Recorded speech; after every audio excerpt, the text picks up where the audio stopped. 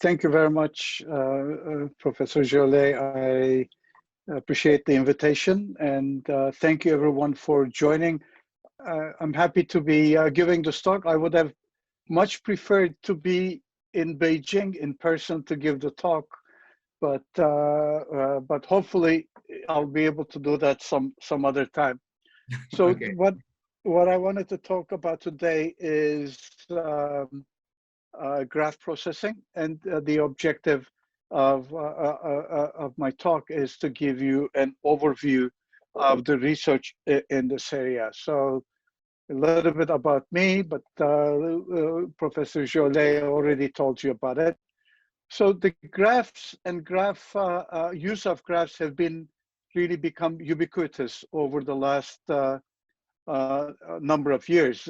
Graphs are used quite frequently, and there are different expectations, but one market research firm basically says that it will become a 2.4 billion US dollar market by 2023, and Gartner actually says that it will increase 100% annually from now until 2022. And right now, the expectation is that the market is about 780 million US dollars, but the expectations are either around 2.4 or 4.2 billion by 2023, 2026. So this is actually a significant growth area. And most importantly, the cumulative annual growth rate of the market is over 20%. With every market research company agrees that the growth is over 20%. So this is a really big, significant market growth. To give an example, I think the reason the graphs have become so popular is because they can capture as first-class objects the relationships between entities. So if the relationships are as important for your application as the entities themselves, being able to explicitly model these relationships is a significant advantage. A couple of examples of the most recent COVID that people have been using graph models to deal with is this one, where people have modeled how they interact and how people influence each other by using social pathways. So that's one area where this has been used. Another area where it has been used is in epidemic research. So people have actually, you will notice the Chinese on the figure on the right. This is actually a Chinese research group that has done this. So this is for people to do self-assessment. If you put where you are, what mode of travel you're taking, whether you're flying or traveling, then it will actually tell you the known cases where you're going, so you can determine whether it's safe to go there or not. This was done earlier, and then others have actually been looking at the really biological pathways, and really looking at the social networks to see how the social interactions increase. So graph models, even in the last in the most recent pandemic, have been used quite a bit. And of course, the contact tracing is a significant application of graph models. This is obvious. Each of these edges, each of these vertices in the graph is a person, and the edges are basically relationships, whether somebody interacted with somebody else. So you can trace, the illness might have traveled. The difficulty with this area is that the graph research is quite dispersed. There is some research that goes on in what we call the semantic web community. Knowledge graphs, et cetera, are in this domain. There is some research that goes on in what we call graph databases. These are the typical OLTP or online queries. So you're asking and you're expecting a response in very short duration, the typical database applications. And then there's other works that actually focus on graph analytics in terms of doing a longer term analytical analysis over graphs. So there is this type of clustering of graph research. There's also clustering in the research domain. Some work goes on in graph theory. We all know that. This has been going on for many, many decades. There is some work that goes on in the algorithms community in building efficient algorithms for processing these graphs. And then there are people who are into building systems. And they take typically these algorithms and non-theoretical results and try to build practical systems. And these interact in many of these cases. I think some of my work also is in the interaction. So there is this type of dispersion. And there's also dispersion in which communities look at it. Of course, the database community looks at it as a database problem. We have a large amount of data. This data is stored, and we want to query this data or analyze this data. It is used in the data mining community in a number of tasks in being able to mine patterns and so on in these data. AI and in particular machine learning communities use graphs in GNNs, for example, graphical neural networks and so forth. And social computing people actually look at it from the perspective of social networks and how information diffusion happens across these networks. So the graph research is also dispersed in terms of these particular research communities. So in all of this dispersion, what is it that we're able to do, and what do I want to do in this talk? I really want to do three things. I want to focus on the way that the graph work is organized in this figure at the bottom, which is in terms of the semantic web related graph work, graph DBMSs, and graph analytic systems. And I wanted to discuss how graphs are used in each of these communities. So that'll be a tour across these communities, and then highlight some of the problems in each of these areas that interest me. So I have those three objectives for this talk.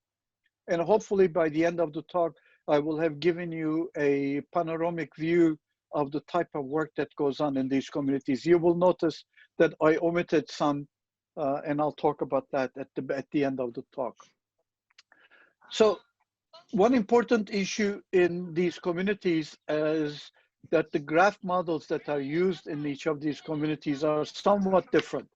In the semantic web community and the knowledge graphs, the typical graph model is RDF graph, and I'll introduce this. But in graph databases and graph analytic systems, what we use is typically what is called property graphs. So, and I'll introduce these over time. So the really outline of the talk is that I'll give you a little bit of introduction of how graphs have entered the database field. And then I will talk about each of these communities, the RDF engines in the semantic web, graph DBMSs, and graph analytic systems. I'll talk a little bit about dynamic and streaming graphs, but I'm not going to go into that too much.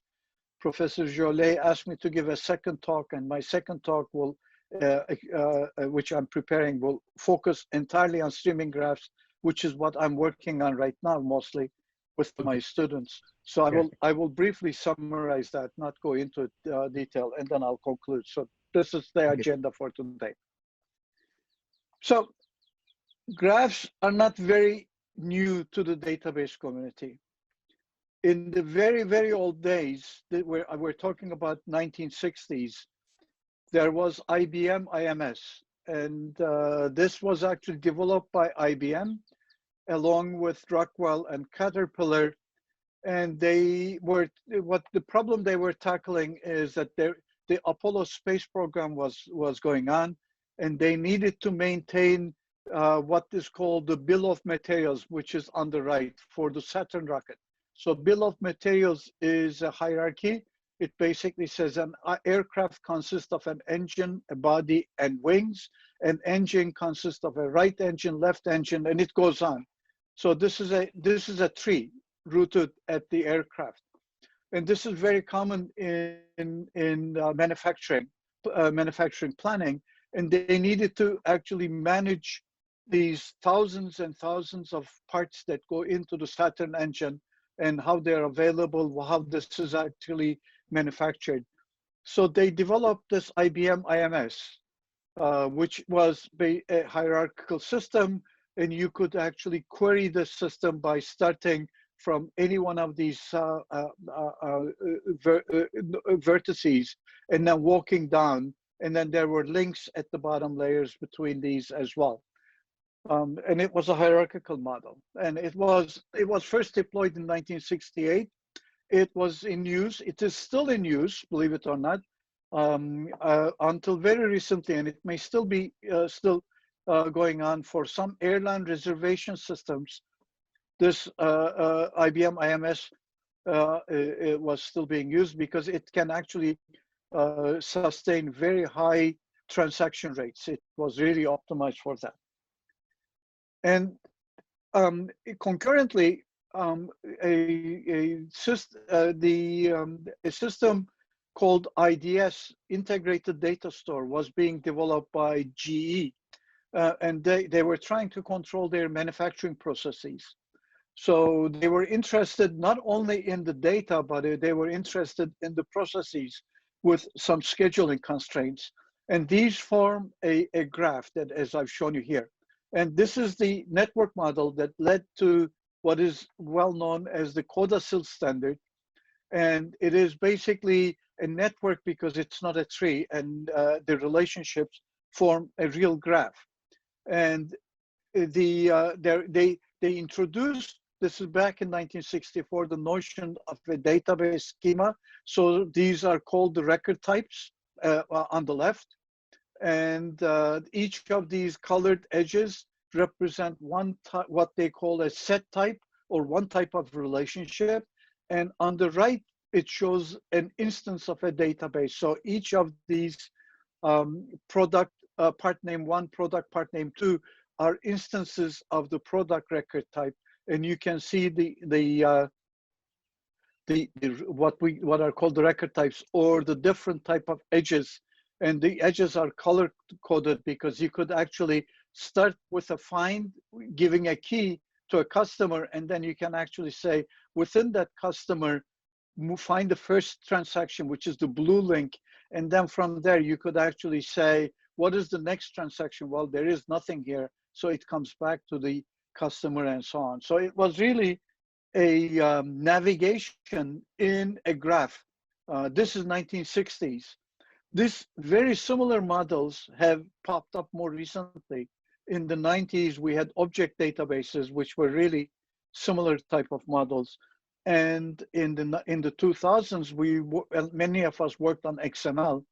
XML was more or less a graph model, and if you remove ID/ref links, then it became a network or a tree model. So we did work on these in the more recent times as well. So the question is, are we reinventing the same thing over and over again? Is there anything new? And the argument is that the modern graphs are really very different. They're different in terms of their sizes. They're much, much, much bigger. Modern graphs have billions of edges, and actually hundreds of billions of edges in some cases. So they're very, very large. Their interconnections are very different. They have complex cliques that sometimes form around, as you can see in these social networks, and so on. So it is the degree distributions are very different, and so on. So these are quite different types of graphs than we used to, although a number of techniques that we investigated back then probably apply, but we need to actually, there's a reason for studying these graphs all over again. So as I said, graphs are very common. And to give you a sense, a few years ago, we did a study. I was involved in the study, but it was led by graduate students and another colleague. And we did basically a survey with the objective of trying to determine how graphs were used in the industry, what type of software people were using, what were their major challenges, and so on. And we did an online survey of 89 participants. Some of them were researchers, but a lot of them were industry. And we also did review of academic publications and looked at white papers, and we conducted personal interviews, long personal interviews with many companies. One of the interviewed companies was an electric grid supplier in China. Another company we interviewed was Alibaba. Another one was Amazon. So we interviewed actually people in person over sometimes up to 3 hours, trying to dig into how they see and how their customers see data usage. So I'm going to summarize some of the results that actually show you how graphs are used. They're indeed everywhere. We've actually, one of the questions we asked was, what real world entities do your graphs represent? And as you will see, most of our focus is on the social networks where the entities are humans, the vertices, but there is a large number of graphs where the vertices are non-humans. These are product graphs and so on. And there's quite a bit of RDF as well. And when we said, okay, so on these non-human entities, what are these non-human entities? As you can see, a large number of them are product graphs. These are product graphs where we basically use in recommendation systems and so on. So the vertices are products and interrelationships between products, or interrelationships between users and products. The interesting thing is when we investigated the literature, we noticed that most of our research papers focus on this non-human entities on web graphs. We spend a lot of time on web graphs, but in real life, there are not too many usages of web graphs. Instead, we don't look at the product graphs too much, but there's a large usage of product graphs in real life. So I think those give a signal to our researchers of maybe we need to reorient our research a little bit. Graphs are very large. When we did this, we thought that the over 1 billion edges was a big graph.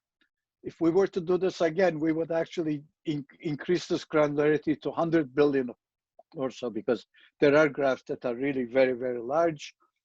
Machine learning on graphs is very, very popular. At least 68% of the respondents use machine learning in workloads on these graphs. Scalability is a big challenge. People actually believe that the systems that they use do not scale to these large graphs, and that's they identified as a major challenge. And data graph visualization and query language were second on list for challenges. And they still use relational databases because the graph databases do not scale very well. So we have a lot of work to do. So these are in 2 papers that we published that I note here that you can actually read. By the way, I'm going to share these slides with Professor Jolet, and I think he's recording the presentation as well. So you can have these slides for later reference, because I have citations. So how do I look at this domain? There are how do we actually should we look at what goes on and how we categorize the work in this domain. At the top level, I look at it along 4 dimensions. One is the type of graphs. The other one is whether the graph is dynamic or not. The third is the types of algorithms, and the fourth is workload types. So I'll quickly go through this. In graph types, as I said, there are 2 major ones: RDF graphs and property graphs that I'll introduce in the talk. But of course, both of these graphs can further be categorized in terms of a bunch of graph characteristics. You can mine for these characteristics, and these play a significant role in how you process them. A graph where the degree distribution follows a certain pattern performs very different than another graph with a different degree distribution when you use the same algorithm. So these things play a role.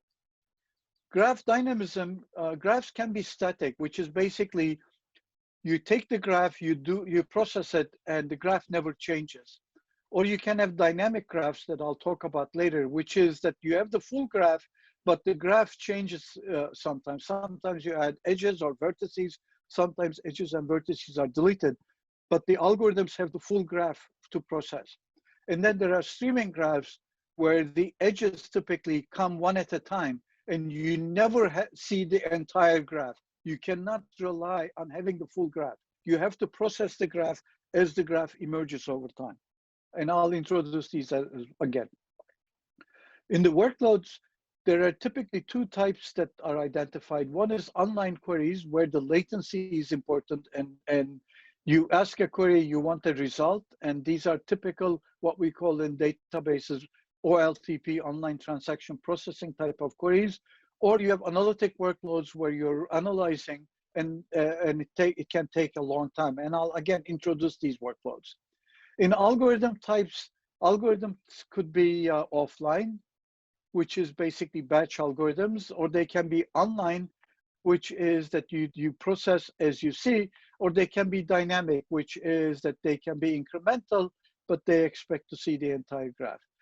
So, some of these, you can take these data points. For example, you can take any graph type, you can take static graphs and offline algorithms. And if you consider online queries, then that's basically computing the query result on one snapshot of a graph as the graph exists. Or you can actually look at online algorithm types, so you're computing graph results incrementally. Or you can do analytic workloads on offline graphs, and you can get analytic computation from scratch. Every time you get a snapshot of a graph and you process it. But not all combinations make sense. In other words, these dimensions are not orthogonal. For example, you cannot do dynamic algorithms over static graphs. It makes no sense. But this is one possible way to think about how this field should be organized. There are other systems, that organization is not sufficient. There are other architectural decisions that you need to make.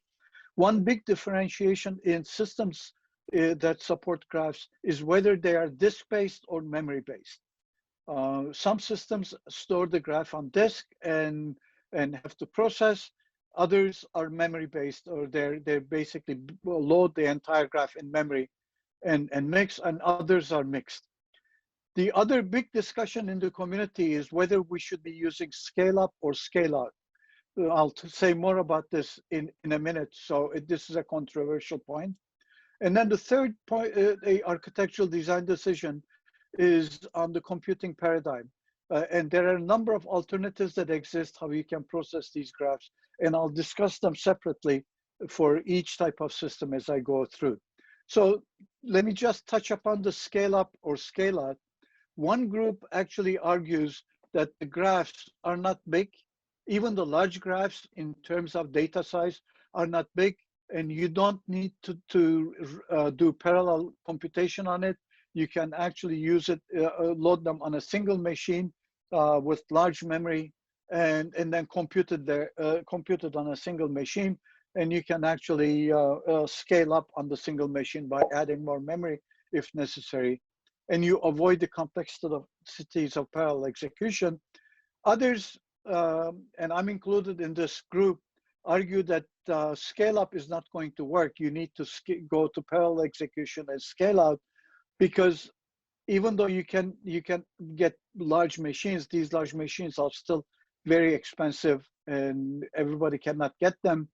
And data sets sizes look small for graphs, but you should never look at the raw data size. When you take the raw data and load it to a graph database, so you create all of the indexes and adjacency list structures or whatever, the graphs grow quite a bit. We did an exercise, which is at the bottom. We used PowerLira. We took a bunch of data sets, graphs on the left, which have the different vertex and edge numbers. And the raw data sizes are given on what we call the regular size. But when you load them into PowerLira, so you create a usable graph database, as you can see on the last column, they actually grow very, very quickly. And these graphs you cannot handle by in a single machine. And also the computation on these graphs are very heavy. So the database size is not the only determinant. You know, the parallelizing computation plays a significant role in this consideration as well. So for me, scale out really is about the only way to go if you want to scale out, if you want to deal with real graph sizes on these machines.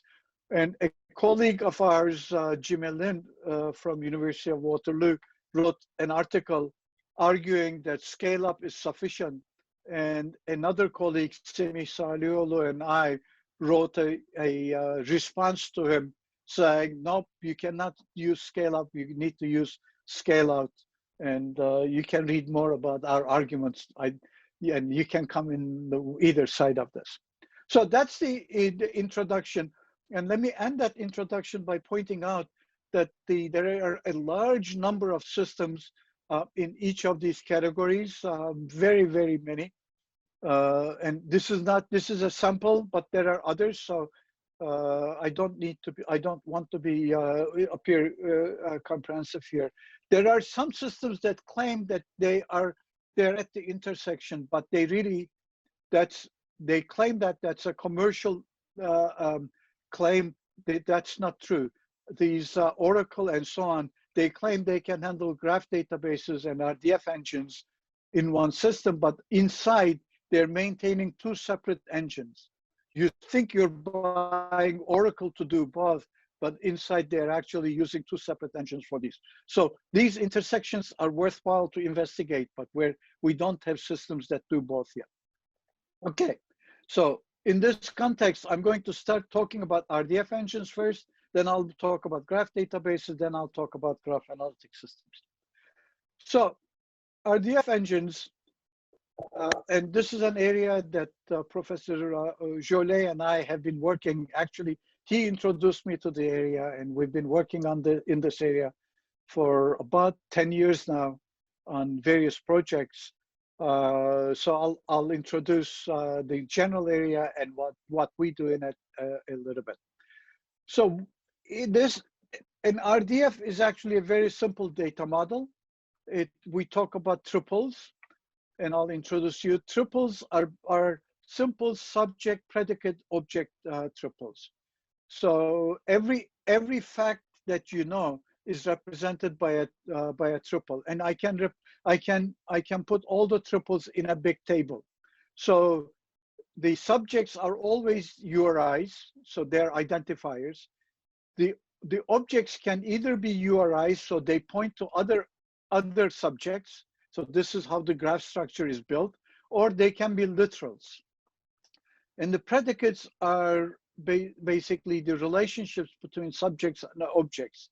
So the first one, for example, says it has a label which is a literal called the shining. And of course, you can use these prefixes to in order not to repeat all of these long sequences. This is like namespaces in XML if you've done it. So this is really what the RDF is, and that can be a graph. As I said, each of these edges is a predicate. Each of these vertices is a subject or an object, and you get this RDF graph. If you look at this RDF graph, when I called an RDF graph, this is it. You will see that it is really very flat. It's very flat in that between any two vertices, there's only there's one edge, which is the predicate. If you have multiple predicates, then you will have multiple edges between those. But so there are no attributes on the edges. There are no attributes on the properties except for these labels that you that you have. Okay. So for RDF, the RDF is a standard proposed by W3C. They also proposed a language called SPARQL, and SPARQL looks very much like SQL in relational databases. There is a select clause which identifies what you want to retrieve. There is a where clause that actually includes each of these that ends with a dot is a triple pattern. And then you have some filter expressions, and you can have other expressions here, optional and unions and so on, that get complicated. And these question marks actually identify variables. And what you're really doing is that you're looking for bindings in the RDF graph for each of these variables that you've identified that satisfy the where clause, and then you're retrieving the bindings to the possible bindings to the name, and these SPARQL queries can also be represented as graphs. So when the database community first saw this representation, basically they said processing RDF graphs or SPARQL queries on RDF graphs is very easy. You basically take this table and map it to a relation, and then you run it on it. But this is really a bad idea, and I'll show you why. So yes, I can take that table and turn it into a single relational table. This becomes a relational table. And I can take this SPARQL query and I can turn it into an SQL query. There are proofs that actually show that SPARQL 1.0 can be fully converted to SQL. We don't know yet whether, well, there's no proof that SPARQL 1.1 can be fully translated into SQL, but let's assume you can do it.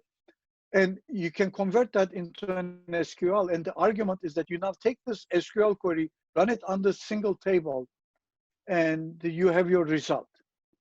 And if you're in database field, you know that this is a very difficult query to process, because if you look at it, you have basically the same relation that you've cloned the relation 5 times, because you need to do what we call self joins. All of these are self joins here that you're doing, and these self joins are very, very difficult to optimize. They're very costly. So you're running on one table with multiple cursors trying to manage these self joins, and these systems do not perform very well. If this table gets big and the query gets large, you won't be able to answer it. So a lot of effort has been spent in the database community in optimizing this. How can we actually do this? So the objectives are, you want to reduce the number of self joins. How do I not do joins? And instead of and how can I do fast joins? Merge joins are fast. I'm not going to go into it, but how can I change them into merge joins? So there have been a lot of studies in this area. So there are 3 approaches that people have tried. One is what is called the property table, which is really taking that single table and breaking it up into multiple tables. So each property, so in other words, each middle column becomes one table, but you don't actually do it each property one table. You basically try to do each group the properties that are similar. What similar means is a big issue, but assuming you can define similar things, properties that appear together in many of the instances of the table, and then you can actually do processing on it. And what you're really doing is you don't do some of the joins because they're single scans on that property table, and when you have to do joins, you can do merge joins. So there have been a bunch of systems that have been developed this way. IBM's DB2 RDF support is basically in this approach. They do some other additional things. The second approach is basically each property becomes a table. So you have binary tables. You have two columns, subject and object. If you know column-oriented storage in relational databases, this is what they've done. And they basically just do, for each property search, you're doing a scan. And the third, which is really has received a lot of interest, is what is called exhaustive indexing. So if you notice, you have these tables are subject predicate objects, or what we call SPO. So the proposal is you take all the permutations of these columns and you build indexes. So you build 6 indexes over that single table. So then what happens is when the query comes, you look at the query and you look at each triple pattern and you determine which of these indexes you should search to get access to the data fast. And in many of these queries, the hope is that just searching the index will tell you whether you have you should expect a result, and you don't even have to go to the disk. So these are all optimizations to that tabular representation people have tried. In the GStore system that Professor Jolet and I and many of his grad students have worked on and continue to work on, we took a very different approach. We basically said, we don't want to map it to a relational system. We want to represent the RDF graph as a graph. We want to represent the SPARQL query as a graph. So these are native formats for the query. And then answering the query becomes subgraph matching. And that's basically exactly the SPARQL semantics. SPARQL semantics is subgraph matching using graph homomorphism rather than these isomorphism that we're more familiar. So the system that was built is basic.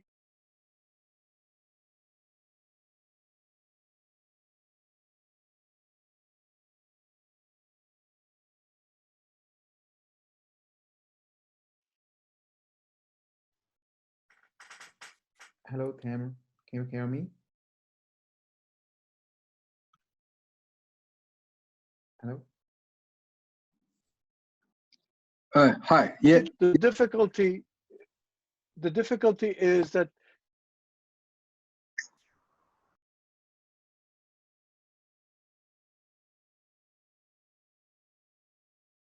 Hello, Cameron. Can you hear me?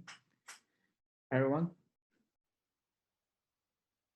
Yeah, I can hear you, but I think camera may have network problem. I think the camera is quit.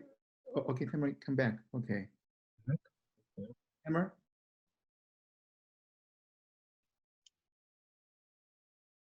Hi, Tamara. Can you hear me, Tamara? Yeah. Are you okay? Yeah, you come back. Yeah. Okay. Did you lose me? Yeah, that's okay. Oh, okay. You can begin from this slide. Yeah, you can just this slide. Yeah. Okay. So let me start with this slide, and then finalize. So the approach that is taken in the GStore system is to represent to maintain the native representation of the data graph, which is the RDF graph, and then get when a query is received, SPARQL query create a query graph, and then we do the subgraph matching of the query graph over this RDF data graph using graph homomorphism, which really is SPARQL semantics. So this approach maintains the graph structure properly, and I can handle any query with appropriate support. But the difficulty is that graph pattern matching is really expensive. This is not an easy thing to do. So the underlying the GStore system builds a tree-based index on the data graph to speed up subgraph matching. So I don't have time to get into it, but this is a very different approach than what the direct mapping systems do. At University of Waterloo, we developed another system with one of my PhD students called Chameleon DB, which basically looked at the dynamic nature of these graphs. So the graph access patterns change, and we were actually looking at how we accommodate those graph access patterns, but we were still following the subgraph matching approach. These, of course, there have been, I'll go through this really fast, there have been increasing interest in scaling out these systems. So there are many research efforts on scaling out. Some are cloud-based. These typically actually take the RDF dataset, partition it, and place it on cloud platforms such as HDFS or HBase, and then run the queries using MapReduce jobs. So there are a number of these. There are others that actually partition both the data and the queries, and then do the distributed query processing over these partitioned data. These follow typical relational distributed database approaches. And then an approach that, again, we did in parallelizing GStore, which was Peng Peng's work as part of his PhD, was to really look at partial query evaluation, where we, instead of partitioning the query is sent to each of these data points, and the query is evaluated on each data points, where you find partial matches and candidate matches because of the edges that might be crossing between these data partitions. And then you do either a distributed join or a centralized join to compose the final query result. What are some of the open issues? Many of the RDF systems are really not very performant. They don't scale to very large data sets. Unfortunately, this is still a problem. We really need to do a lot more on optimization of graph queries. This is still an open research area. Implementing SPARQL fully is still an issue. It has a bunch of new, in SPARQL 1.1, new functionality that are not well studied. Again, with Professor Jolet and his group, we're looking into some of these. There is a total line of work that I didn't talk about, which is reasoning over these RDF, which are called the entailment regimes. The semantic web community and the ontology community is looking into that. Those are not, those need more treatment. Many of these systems deal with static graphs. There is some work on dynamic graphs. There is very little work on streaming RDF graphs. SPARQL and SQLs are two examples, but these are really immature systems. They don't perform well. They don't even answer the queries properly or correctly in many cases. And the data quality, because RDF data sets are open, typically linked open data and so on, this data is really dirty, and there's real work that needs to be done on cleaning up this data. And there is some interest in putting RDF in IoT devices. So these graphs exist in IoT devices, and you want to be able to process. This is an area that I'm trying to understand. I don't understand it fully yet. Okay, so the database community needs to be more engaged with this area, and SPARQL is not an easy language to write queries in, not even as easy as SQL. So intelligent language front ends are desperately needed. Again, there is some natural language querying work that has been done, again, in Professor Joly's group, and those are important. Okay, so that's on SPARQL. Let me move on to graph DBMSs and talk about graph DBMSs. These systems actually work on a different model called property graphs. The property graphs are different from RDF graphs in the sense that each vertex and each edge can have attributes in addition to labels. And so you can actually, when you run the queries are not only structural queries, but the queries can also refer to these attributes. So this is different. There is the question of whether these property graphs can be converted to RDF graphs and vice versa. The answer is yes, but not much work has gone in there. In graph DBMSs, we deal with these online workloads, which is basically each query only accesses a portion of the graph, or even when it accesses the full graph, it can be assisted by indexes. You can build indexes on the graph, and that can help you access the relevant portion of the graph, and you don't have to search the entire graph. And the query latency is important. So you're really worried about online response. Some examples are reachability. I'll give you these examples, some of these. Single source shortest path, subgraph matching, and SPARQL queries that I talked about in the previous part are part of these online examples of online queries as well. And there are many languages that people have developed for these. There are the regular languages that are really the more formal constructs. There are systems, Neo4j, Tinkerpop, and so on, that have their own languages, Cypher and Gremlin. There has been a proposal for a more properly defined, semantics properly defined language, GCore, and so on. So each of these systems have defined their languages, which is a problem in the area because there are so many languages. If you're trying to do research, you have to pick one of these languages, and the techniques you find may not be transferable to the others. The storage for many of these systems are either key value. So you basically store the key of the vertex or the edge and the values that do. So many of these systems separate the edges, the relationships from the vertices in their storage. They can be stored, instead of as key value stored, they can be stored as ternary tables. So there are 3 attributes. So so there are 3 tables. Each edges are one table, vertices are one table, and the properties, the values that you have on the edges are on a different table. And then you take joins of these. And basically, the other is the pivoted table, which is very similar to the property table approach that I talked about earlier. So I'm not going to go into these, just sufficient to say that there are these different approaches.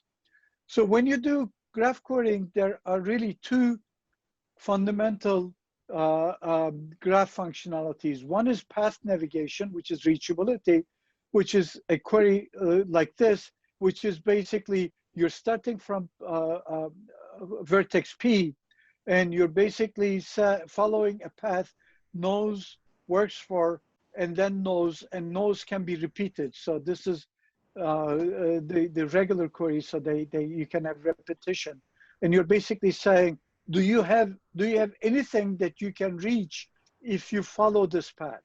So if I go here, what do I find? Here you find F. And the second part of core graph functionality is subgraph pattern queries of the type that I talked about, which is basically you specify the subgraph path or subgraph pattern, and you're looking in the graph whether you have anything that matches the subgraph pattern, which is similar to the SPARQL queries that I talked about. So this, if you notice, both of these queries are only on the graph structure. You really need to add the querying on graph properties to this as well. So not only do I have these properties, but I might have a property that basically says, when you find a vertex like this, the vertex has to have a property that has this particular value. Or one of these edges that you follow has to have a property or an attribute that has this particular stuff. The third important part of it is that these, we're talking about edges. You need to treat the paths as first-class objects, and that's difficult. So you need to be able to define, to talk about, give a name to this entire path and refer to that path in your queries, and that is a third part. So really, when we talk about graph querying and graph database systems, we need to be able to do all of these over these two types of queries, okay? So reachability queries, again, are the type, in this graph, can you reach a particular vertex, film 1267, wherever that is here, from film 1224? In this case, no, because this is a directed graph, and there is no directed path from this vertex to that vertex. As you see here, I can add a filter expression on one of those vertices. The most common example of a reachability query is friends of friends queries on, for example, Facebook graph. Find me the friends of so-and-so is a reachability query that you're trying to solve. The path reachability query execution approaches follow a number of different alternatives.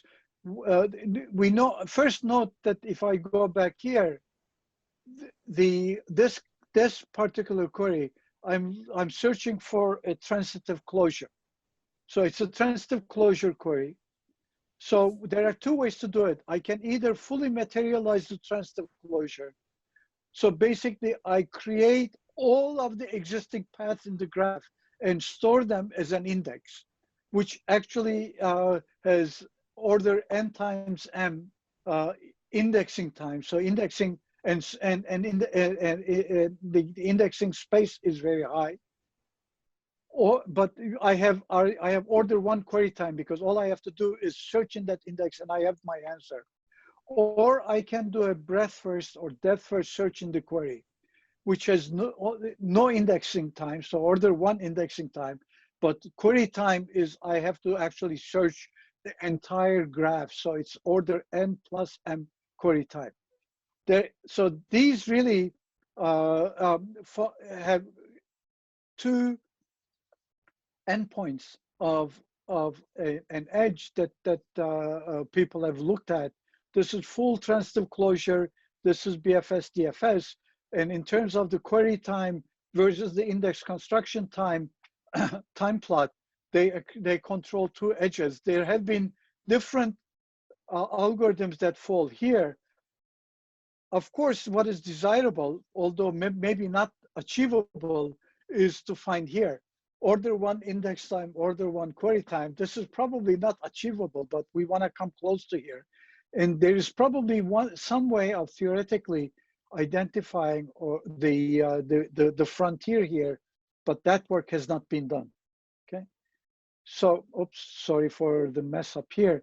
So when you look at this expression, these are regular path expressions, and you can the people have actually studied it by either adding a transitive closure operator into relational algebra, or using finite automata-based RPQ evaluation, which is basically you create a finite automata and you traverse the graph along with finite automata, and the word that, if you find that the word that you construct in the finite automata is the path in your query, and you can get a combination of these. So that's basically an approach that people can follow.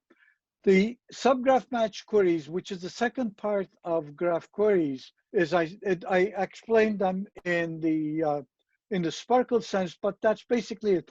In the property graph, in graph DBMSs, instead of doing graph homomorphism, you do graph isomorphism. That's the bindings that you're actually looking for. And typically, a bunch of different algorithms have been developed. Notice that one way to think about these is that I can find all of the candidates that satisfy one predicate, all of the candidates that satisfy the other predicate, and go on. And then these give me lists. And then I can take the joins between these lists. So that's a join-based operator. The problem with many of these join-based operators is the intermediate results. As you're doing the joins here between the results of these two predicates, you create intermediate results. These intermediate results can get really, really large. They can get larger than the original list. So, and then of course the joint processing becomes very expensive. So people have developed these what are called worst case optimal joins, which are guaranteed that the intermediate result sizes are not larger than the original list that match each of these edges. So they perform better, and there are a whole bunch of techniques. So a lot of graph DBMSs have been built exploiting these join between partial predicate match lists. So there are many open issues in these systems. The biggest one is performance. Really, many of these systems do not perform. The user study I referred to at the beginning also confirmed this. And although there are no extensive performance results, this is an issue. We did a study which basically we looked at some of these studies. We took an existing system and look at how caching helps it. The caching doesn't help because there's no locality in graph workloads. This is well understood now. Graph workloads do not exhibit locality. If they don't exhibit locality, intelligent caching doesn't help you. So this graph demonstrates it. We took a commercial system that actually does random. So when they have to evict something from the cache, they randomly select a page to evict. So some vertices and edges get kicked out. And we said, well, why don't you do more intelligent? Let's start with LRU. So we took out their caching system. We implemented LRU and we tested it. There is no difference because LRU depends on locality and there is no locality. So you might as well do random. But what we actually tested is that when you cluster the data properly on real disk IO pages, then you can actually see significant improve locality. So this is basic.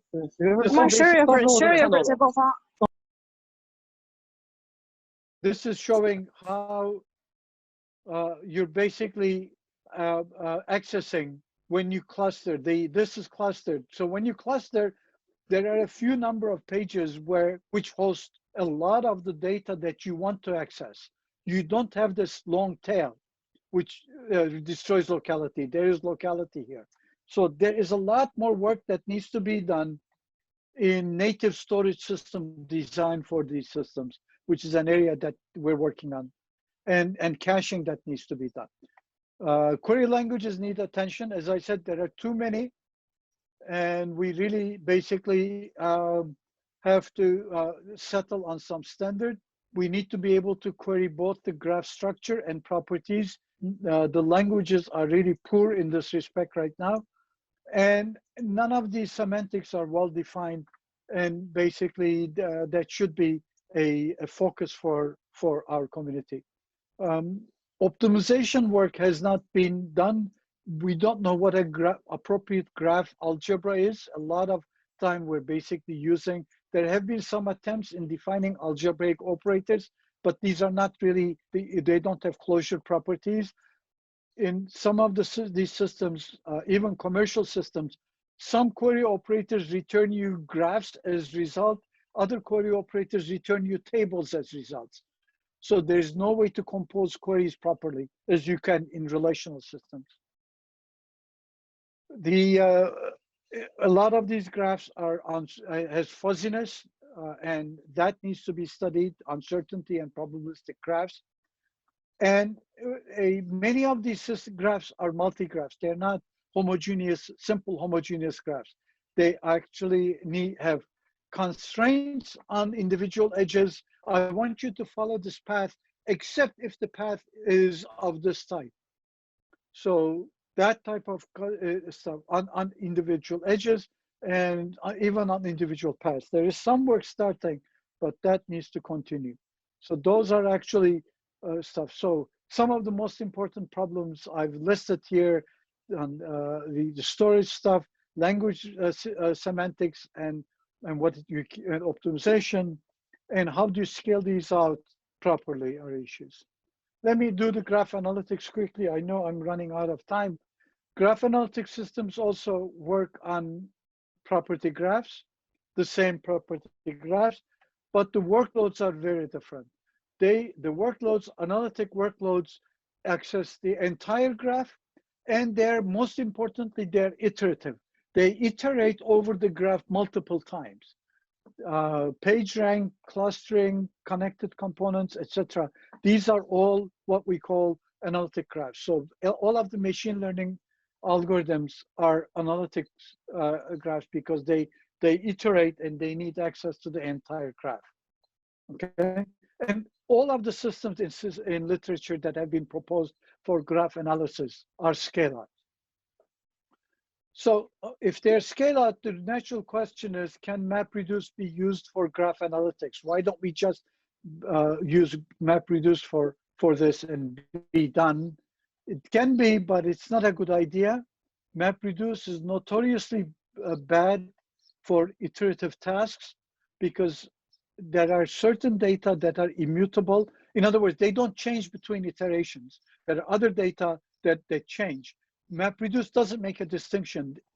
In between the iterations have to be modeled as different MapReduce tasks. So and between each MapReduce task, it writes everything to disk, HDFS, and then at the beginning of the next iteration, it reads from HDFS again. And that's a huge I/O cost. And when you're actually repeating computations, there's no real guarantee that the same computation is going to be on the same machine. So there's a lot of shuffling that goes on. So this is not a good idea. There have been efforts to actually improve it, but probably not a good thing to do. And GraphX actually does this over Spark because Spark addresses these concerns. So GraphX over Spark exploits Spark's ability to deal with these problems that I talked about. So how do there are native systems, and the native systems you can actually think about along two dimensions. One is the programming model. So when you're programming these systems, how do you think about them? They are vertex-centric, and I'm going to quickly go over each of these. Partition-centric and edge-centric. So this is how the programmer should think about these.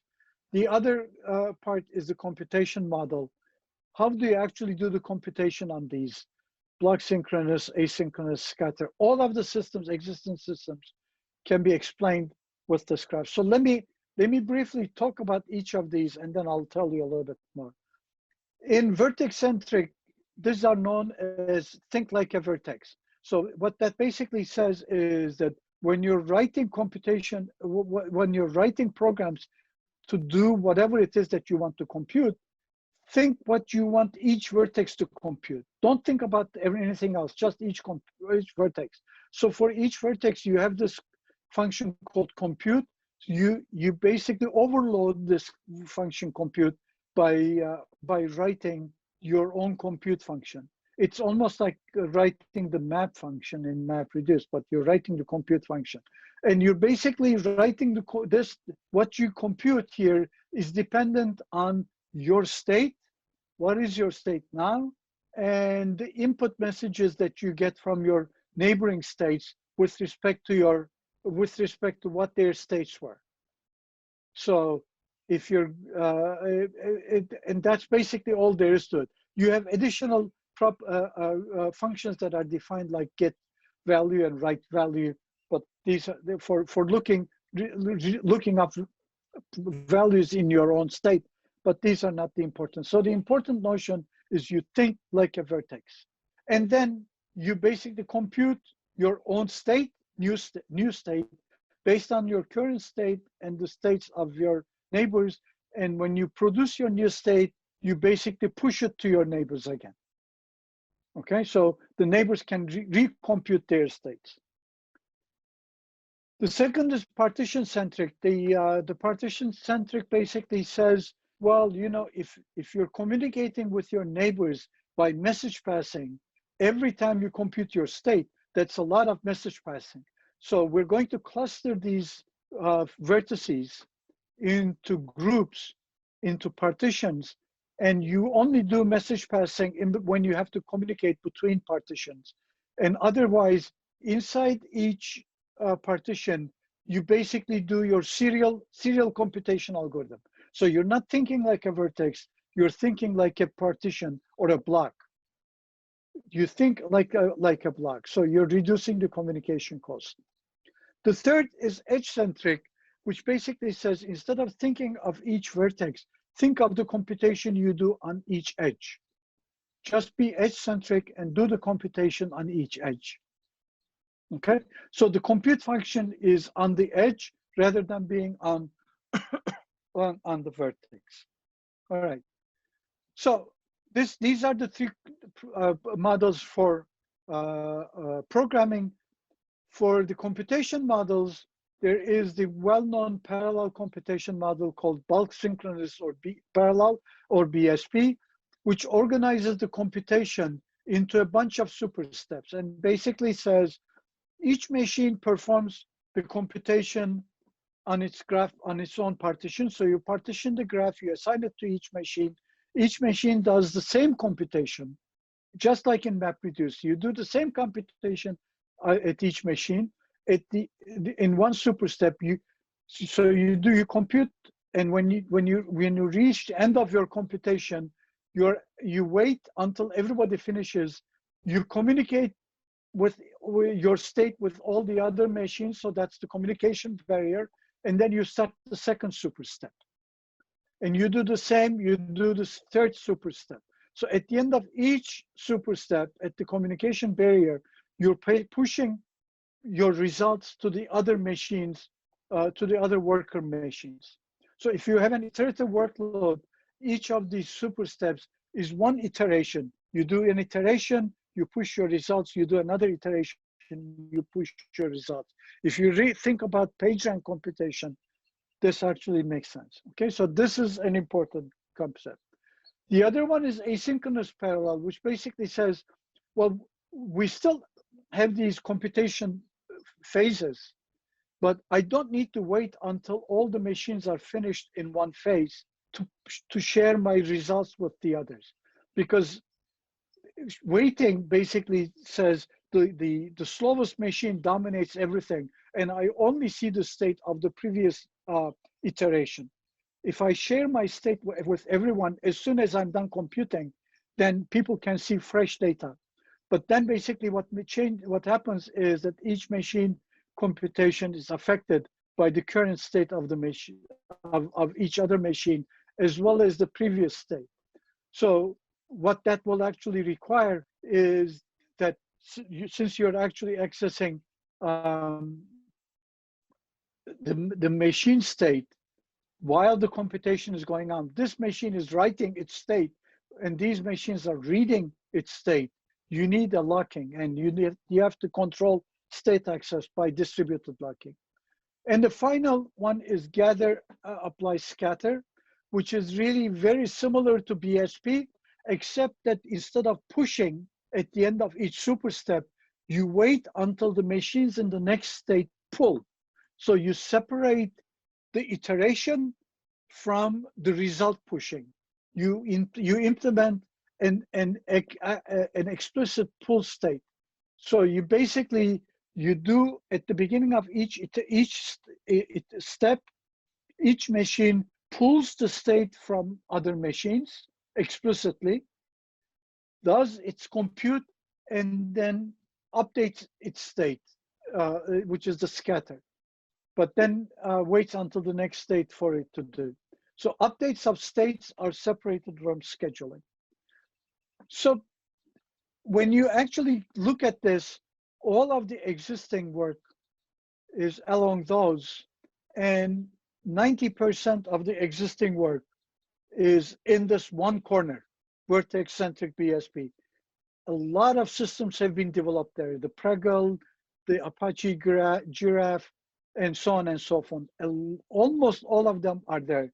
There are systems in the other parts that people have developed, which constitute the others.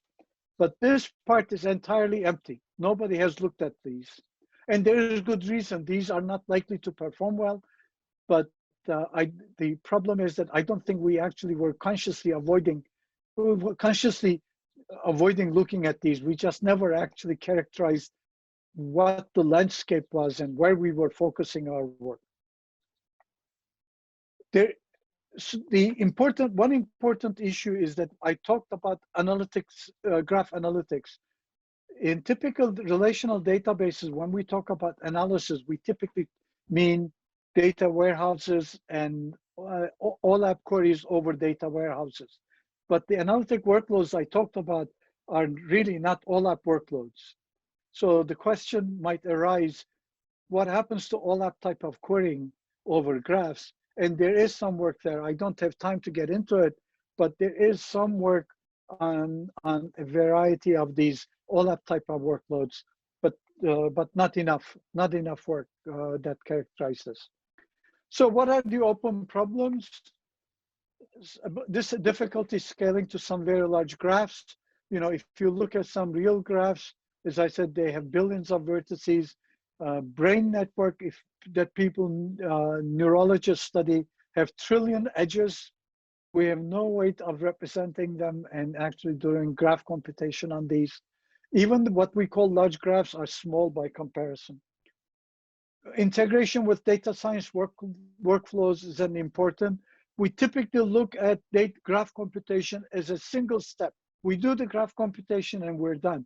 But graph computations are typically parts of longer data science workflows. Graph computation comes somewhere in this big data science workflow, from data ingest to dissemination of results and so on. How it actually occurs in that workflow is an important, and the role and how it plays with other components is an important issue. Machine learning over graphs is interesting and requires far more attention than we've given it. And some of these are really, really important, at least for the database community to consider. Okay, so let me just quickly go over this. I won't spend too much time, I will really skim through and give you a sense, because my next talk will be just on this topic. So I want to take 2 minutes to introduce it as a teaser. Most of the work that I'm talking about are on static graphs. They assume that you take the graph never changes, and you do the computation once and you're done. But most of the real life graphs are not like that. They are dynamic. So dynamic graphs are like this. I have the full graph, but over time, either I delete an edge or I add a new edge, and so on. And I do the computation on this, and I basically worry about how how I can compute this. One, the important notion is the second bullet. Graph is bounded. The graph is bounded, and it's fully available. I have this entire graph for the algorithms, and I can either, as the graph changes, I can either do batch computation. I ignore what I've done before, and I can compute it on its own as a new graph, or I can do incremental computation. Incrementally, how do I actually do these computations? So when an edge disappears, I only look at the effects of edge deletion rather than computing the whole thing. And this can be done by either general purpose techniques such as differential data flow, that I'll say a few words, or specialized algorithms that I won't get into. Differential data flow is a generic technique.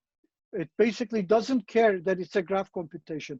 It basically is for incremental computation.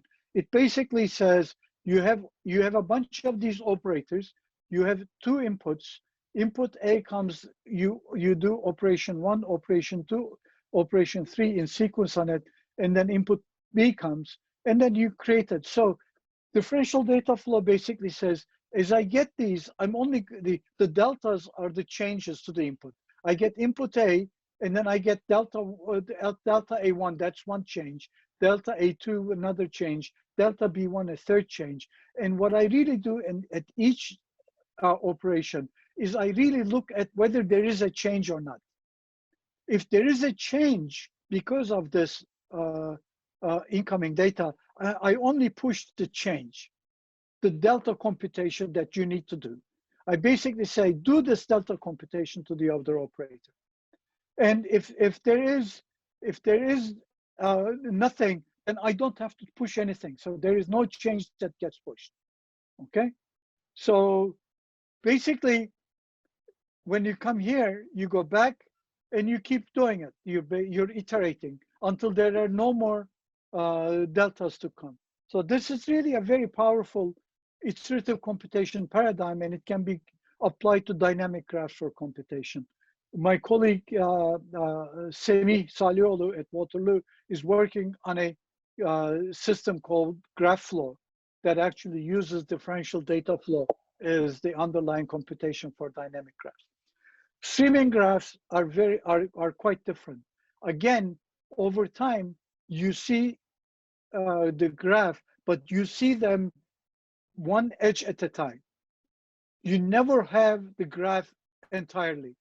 So at the top here, I see the arrival. Edge AB comes. At the bottom, I'm showing you how the graph emerges. So at T1, you get time T1, you get edge AB. Then nothing at time T2, time T3, nothing. Time T4, you get a new edge. So the graph emerges and the graph grows like this. And sometimes you actually have a graph deletion, the graph still emerges. And the issue in streaming graphs is you combine two difficult problems. Streaming data is very difficult to deal with, we all know that. And now graph computation is difficult, and you combine them, and you're basically dealing with unbounded graphs. You never see the graph completely. And the streaming rates can be very, very high, okay? So Alibaba reports these streaming edge rates of 470,000 edges per second in some of their peak periods. So, you know, that's really a mind-boggling rate of arrival, and you need to keep up with these. How do you compute these? You can do either continuous, which is really for simple transactional models. As you get each edge, you do something simple on it. Whatever you add it, you sum, or you do something, or you do windowed computation for more complex queries. You look at what the graph is over this window, and you do a computation. And I'm not going to get into it. The open problems in this area are pretty much the entire field is open. This is my main area of research now, streaming graphs with my students. And I'll talk about it in my next talk. So I'll end by a lot of thanks. The DSG group, my collaborators, some of whom are in are down here, my students, my colleagues, and so on, and the funding agencies that I've got help from a lot of these funding agencies. So thank you for the time, and I think I'm a bit over time, but I hope not by much. And if there are any questions, I'm happy to answer.